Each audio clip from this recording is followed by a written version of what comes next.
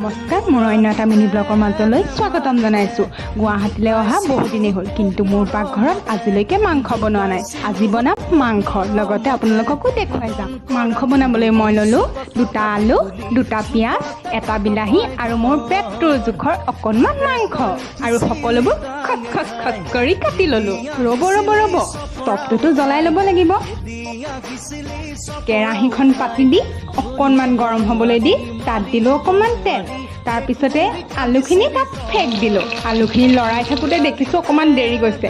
বাৰু একো নাই, নন ষ্টিক কেৰাহী যে, গেছত বনোৱা কিমান জ্বালা, এয়াই তাৰ প্ৰমাণ। বাৰু বাদ দিয়ক। তাৰপিছত আলুখিনি ভাজি উঠি গৰম তেলত কাটি থোৱা পিঁয়াজখিনি দি দিলোঁ, আৰু অকণমান ইউনিক কৰিবলৈ কাটি থোৱা বিলাহীটো আগতীয়াকৈ দি দিলোঁ। This is my style. তাৰপিছত নিমখ হালধি আৰু বটি থোৱা আদা নহৰুকণো দি দিলোঁ। বিশেষকৈ মই বেছি মছলা নাখাওঁ, সেইটো কাৰণে মছলাৰ পৰা মই বহুত দূৰত। হেতাখনেদি যুদ্ধ কৰি তাতে মাংসখিনি ঢালি দিলোঁ, আৰু ফ্ৰাই কৰি থোৱা আলু কিচকলো দি দিলোঁ। বিশেষকৈ মই আলু খাই বহুত ভাল পাওঁ, সেইটো কাৰণে আলু অকণ বেছিকৈ দিছোঁ। অলপ টাইম ভাজি লৈ প্ৰয়োজনীয় পানীখিনি দি দিলোঁ।